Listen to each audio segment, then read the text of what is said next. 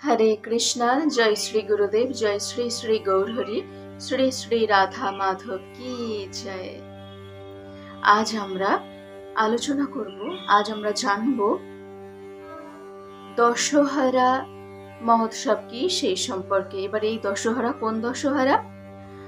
এই 2025 সালে 5ই জুন 21শে জ্যৈষ্ঠ বৃহস্পতিবার হলো দশহরা মহোৎসব। এটা হলো জ্যৈষ্ঠ মাসের শুক্লপক্ষের দশমী তিথি।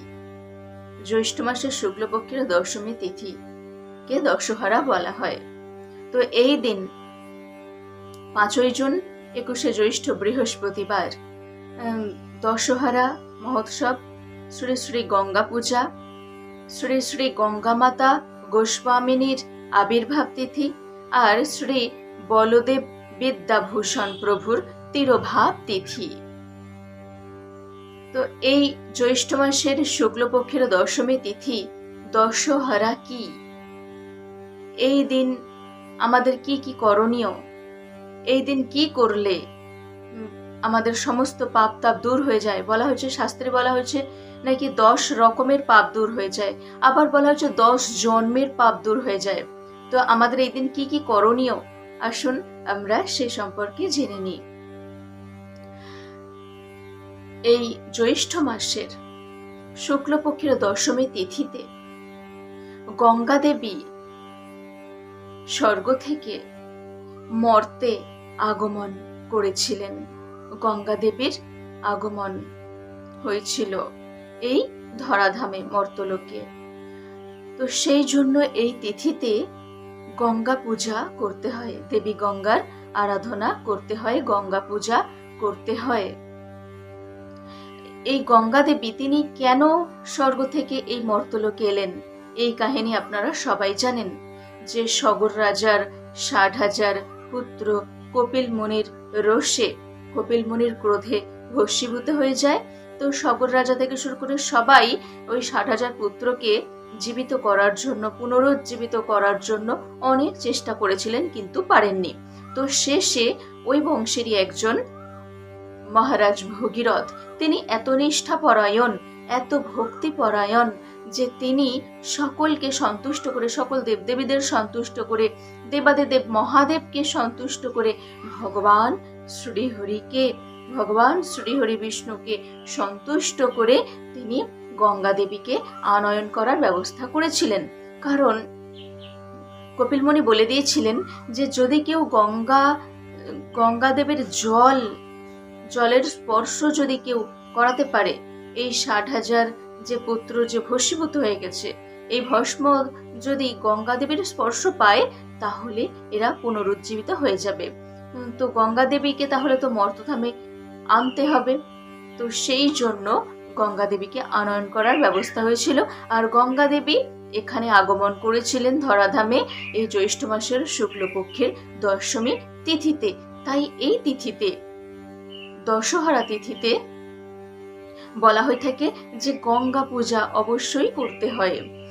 এই দশমী তিথি এত মাহাত্ম্য যে এই দিন বলা হয়েছে যে দেবাদিদেব মহাদেবেরও পূজা করতে হয়, দেবাদিদেব মহাদেবকেও উপাসনা করতে হয়। কারণ কি, দেবাদিদেব মহাদেব যদি আমাদেরকে সহযোগিতা না করতেন, মহারাজ ভগীরথকে যদি সহযোগিতা না করতেন, তাহলে গঙ্গা দেবীকে আনয়ন করতে পারতেন না মহারাজ ভগীরথ। কারণ কি, গঙ্গা দেবীর জলের স্রোত এত প্রবল যা পৃথিবীতে পড়া মাত্রই পৃথিবী চৌচির হয়ে যাবে।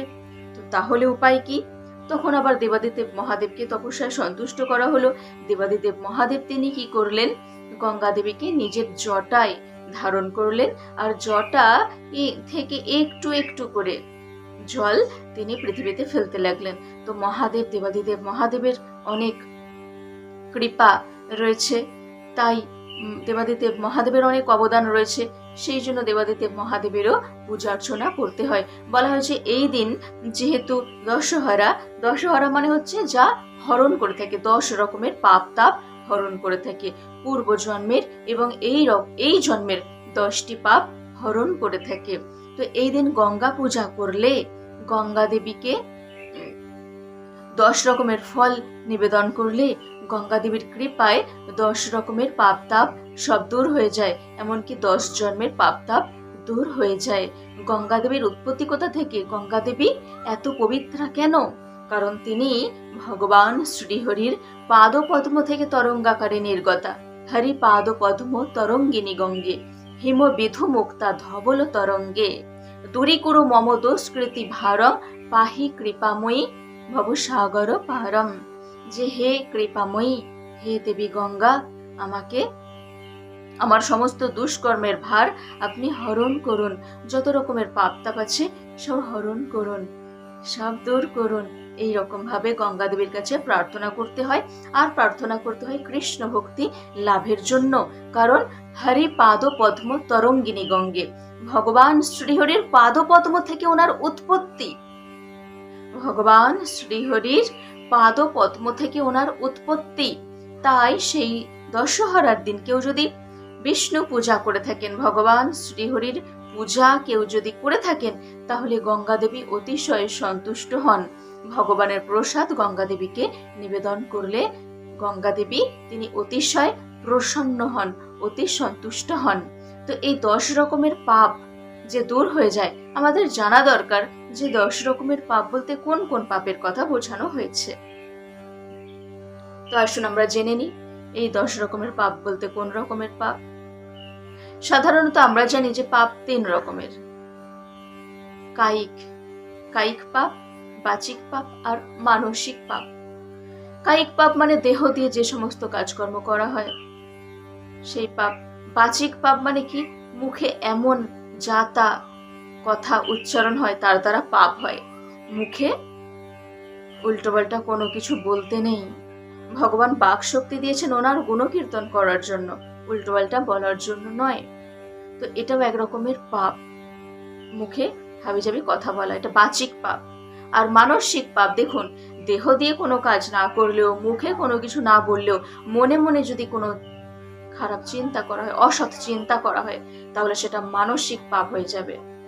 তো এই আমরা সাধারণত এই কায়িক, বাচিক আর মানসিক এই 3 রকম পাপের কথা জানি। তো এই যে 10 রকমের পাপ দূর হয়ে যায়, এই 10 রকমের পাপ এই কায়িক, বাচিক, মানসিকের মধ্যেই রয়েছে। আসুন আমরা জেনে নিই, তাহলে আমরা বুঝতে পারবো আমাদের কোন কোন পাপ করা উচিত নয়, কোন কোন পাপ কার্য করা উচিত নয়। বলা হয়েছে কায়িক পাপের মধ্যে প্রথমে আমরা জানবো কায়িক পাপ। দেখুন, কায়িক পাপের মধ্যে প্রথমেই বলা হয়েছে কি, যে পরদ্রব্য হরণ।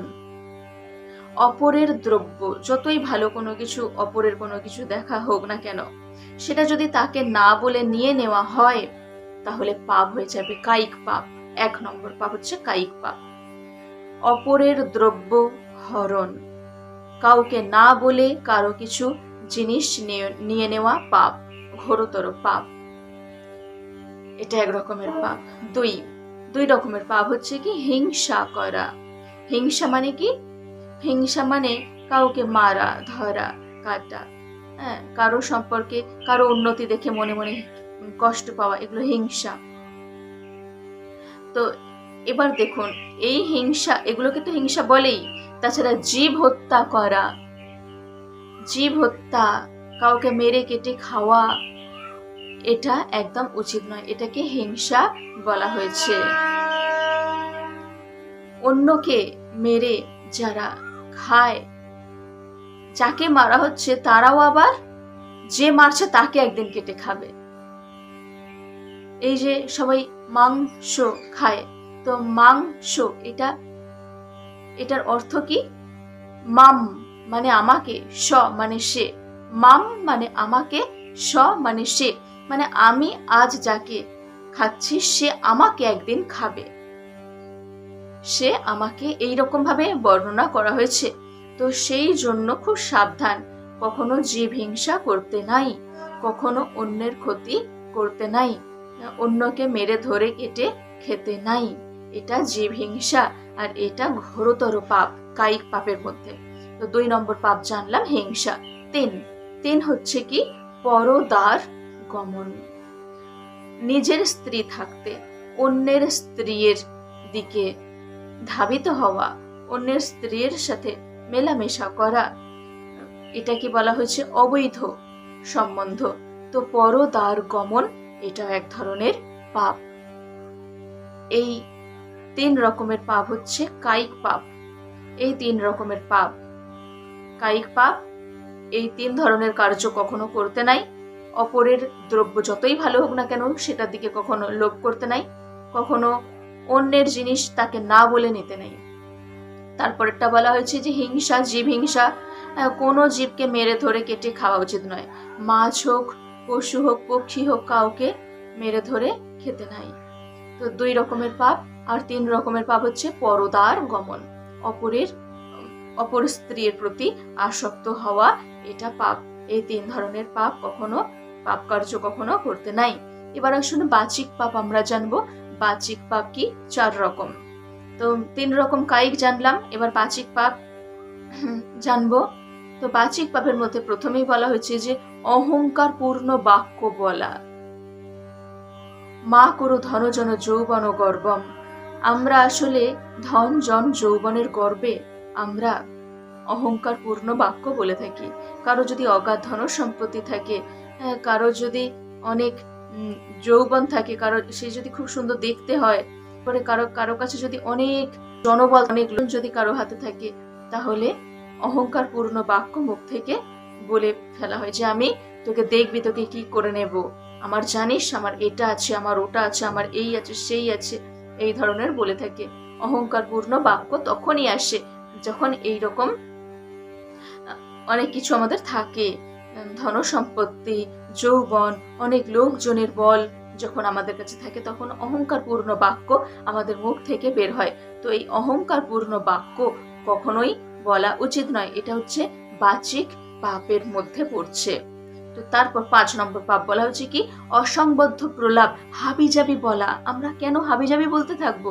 বারবার যেটা আমরা আলোচনা করতে থাকি যে মহাপ্রভু বলেছেন গ্রাম্য কথা না বলিবে, গ্রাম্য কথা না কহিবে, না শুনিবে। তো গ্রাম্য কথা কখনো আলোচনা করতে নাই। হাবিজাবি, অপ্রয়োজনীয় কথা, অতিরিক্ত কথা বলা, এটা কখনো ভগবান পছন্দ করেন না, মহাপ্রভু পছন্দ করেন না। অতিরিক্ত কথা বলতে নাই। অতিরিক্ত কথা বললে বাচাল তাকে বলা হয়। আর যারা অতিরিক্ত কথা বলে তাদের মধ্যে হাবিজাবি কথা বের হয়, ভালো কথা বের হয় না, একটু হাবিজাবি কথা বের হয়। আর তার ফলে কি হয়? নিজেরও ক্ষতি হয়, আর যারা শুনছে তাদেরও ক্ষতি হয়। সেই জন্য এই অসংবদ্ধ প্রলাপ, যে লিমিটলেস টক, একদম এটা করা উচিত নয়। সবসময় সংযতভাবে কথা বলতে হয়। কারণ তীর যখন নিক্ষেপ হয়ে যায় আর যখন মুখের কথা যখন বেরিয়ে যায়, তখন সেটাকে আর ফিরিয়ে নেওয়া যায় না। তাই মুখের কথা সংযতভাবে বলতে হয়, অসংবদ্ধ প্রলাপ বলতে নাই। 6 হচ্ছে পরনিন্দা। অপরের নিন্দা কখনো করতে নাই। সবসময় দোষ দেখতে হয় নিজের। আমাদের দোষ আছে বলে আমরা অপরের দোষ দেখতে পাই। যেদিন আমরা দোষ শূন্য হয়ে যাব, সেদিন আমরা অন্যের দোষ আর দেখতে পাবো না। আর অপরের দোষ দেখলে নিজেদেরকেও সেই দোষে দূষিত হতে হয়। অপরের নিন্দা কখনো করতে নাই। আর নিজের দোষ সবসময় থাকি আমরা সংশোধন করার চেষ্টা করতে থাকবো, নিজেকে সংশোধন করার চেষ্টা করতে থাকবো। তো সেই সময় দোষটা দেখার চেষ্টা করতে হয়। কারো সামনে আপনি প্রকাশ না করেন, অন্তত নিজের দোষটা নিজের মনে মনে ভাবতে থাকুন যে এটা আমি দোষ করেছি। আর ভগবানের কাছে ক্ষমা প্রার্থনা করুন, শ্রী গুরুদেবের কাছে ক্ষমা প্রার্থনা করুন যে আমি এই দোষ করেছি, আমাকে ক্ষমা করে দিন। তাহলে কি হবে? আমরা পাপ থেকে মুক্ত হতে পারবো। তো অপরের নিন্দা, অপরের দোষ কখনো করতে নাই। বলা হয়েছে যারা অপরের 1000 দোষের মধ্যেও গুণ দেখে তাদেরকে বলা হয়েছে অনসুয়া। আর যারা অপরের 1000 গুণের মধ্যেও যারা দোষ দেখে তাদেরকে বলা হয়েছে অসুয়া। তো আমাদের প্রত্যেককে অনসুয়া হতে হবে। অসুয়া হয়ে লাভ নেই। অসুয়া হলে পাপ আমাদের মধ্যে প্রবেশ করবে। তো পরনিন্দা, পরচর্চা এটা কখনো করতে নাই। 7 নম্বর হচ্ছে কি? মিথ্যা কথন। মিথ্যা কথা বলতে নাই। কদাপি মিথ্যা মা বদ। কখনো মিথ্যা কথা বলতে নাই, শাস্ত্রে আছে। মিথ্যা কথা বললে পাপ হয়। কোন পাপ এগুলো? এগুলো সব বাচিক পাপের মধ্যে পড়ছে। যে অহংকার পূর্ণ বাক্য কখনো প্রয়োগ করতে নাই, অসংবদ্ধ প্রলাপ হাবিজাবি বকতে নাই। তারপরে হচ্ছে কি পরনিন্দা পরচর্চা করা কখনো করতে নাই। আর মিথ্যা কথন, মিথ্যা কথা কখনো বলতে নাই। এই 4 রকমের পাপ হচ্ছে বাচিক পাপের মধ্যে। আর মানসিক পাপ, দেখুন এগুলো তো আমাদের কায়িক পাপ আর বাচিক পাপ জানা হলো, এবং মানসিক পাপ এবার দেখুন অপরের ক্ষতির প্ল্যান করা, যে আমি ওর ক্ষতি করব, ওর এটা করব, ওটা করব, সেটা করব, যে অপরের ক্ষতির প্ল্যান মাথার মধ্যে অনেক আসে। অপরের ক্ষতির প্ল্যান করাটা হচ্ছে মানসিক পাপ। চুরি করা তো পাপ, চুরি করার প্ল্যান করাও পাপ। সেই জন্য মনে মনেও কারো ক্ষতির কথা চিন্তা করতে নাই।